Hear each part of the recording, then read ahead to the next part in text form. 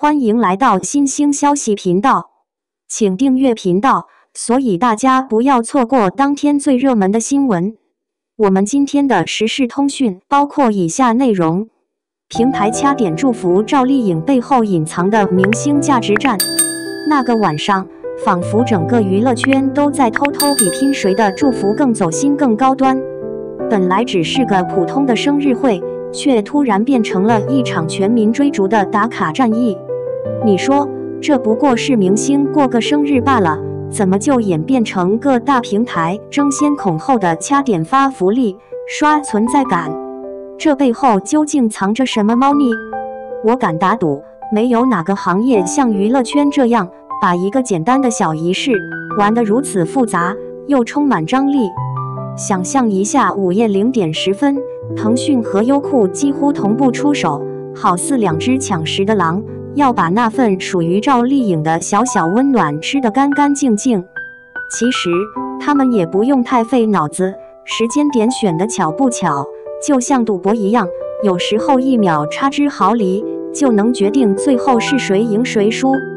而爱奇艺偏偏选择在正日子里大张旗鼓，不仅让粉丝们可以现场许愿，还顺带制造出一种天降恩赐的错觉。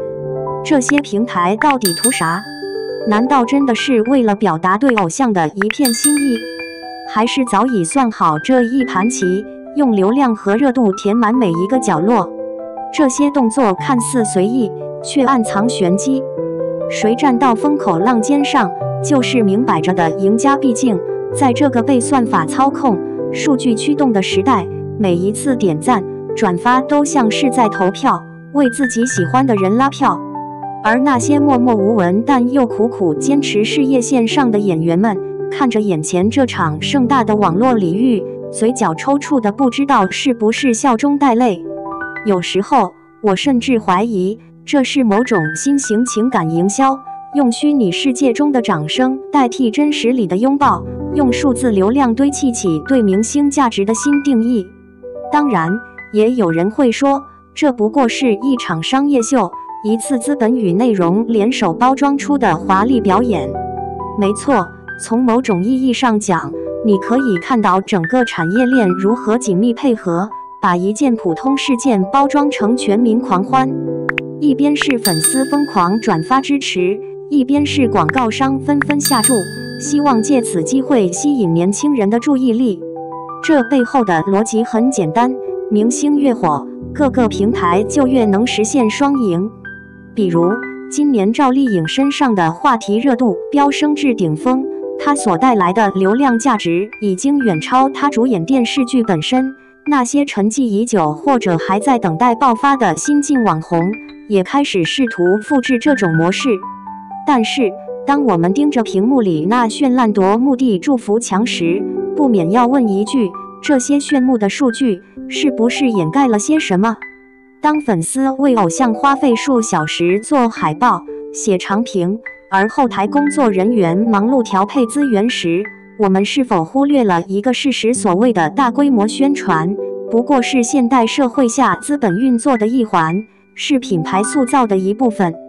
而我们作为旁观者，只能看见表面那层光鲜亮丽，却无法触及其中隐藏的压力和焦虑。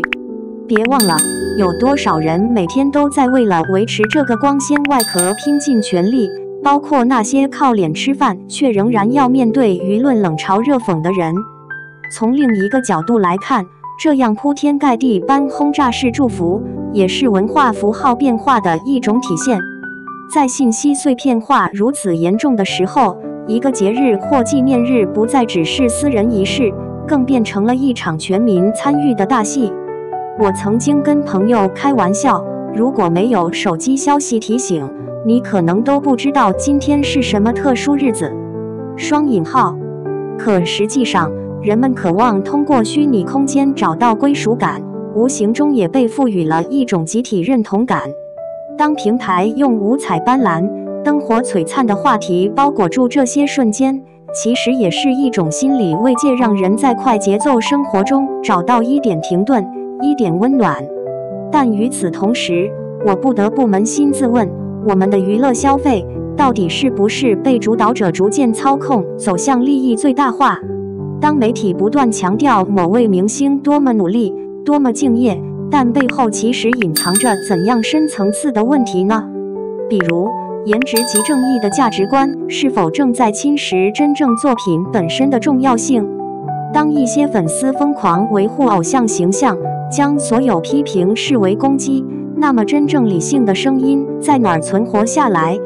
类似这样的事件还有不少，比如去年体育界某知名运动员因为一次比赛失误，被网友放大镜般审视的体无完肤。他们或许忘记了运动员也是普通人，会有压力，有脆弱期，可公众总喜欢把他们标签化，一刀切。从这种现象反思，可以发现现实中的很多问题并非单纯个人的问题，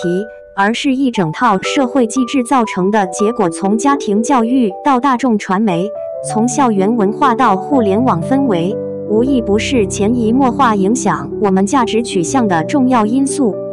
回头看看今天直播间里的祝福潮水，它让我意识到一点，这个时代最令人迷惑又最具魅力的是，我们既享受科技带来的便利，又不断陷入它设下的陷阱。没有哪个成年人能够完全逃脱舆论漩涡，每个人都是这座巨大机器中的齿轮，在不停旋转之余，还试图找寻自己的位置。所以，当你再次看到朋友圈里的金句、微博上的庆生动态时，不妨留下一份清醒，不要轻易相信那些浮夸的数据，也不要迷失在虚幻泡影里，因为每一次闪耀都可能伴随着幕后未曾曝光的小故事。最终，我觉得这么折腾终究还是值得反思。这不仅关乎明星自己的人格成长，更关系到整个社会对于成功和幸福定义是否合理。当娱乐成为一种巨大的商品链条，我们需要学会辨别它背后隐藏的信息，让自己不仅仅成为看的客，更要学会成为懂得欣赏而非盲从的大脑。如果未来还能继续这样狂欢下去，那一定是因为我们还没有彻底丧失掉那份属于人的敏锐与幽默。不管是谁站出来领衔这一局，都希望他们记住一句话：别让繁华遮蔽了初心，否则再精彩也只是空中楼阁罢了。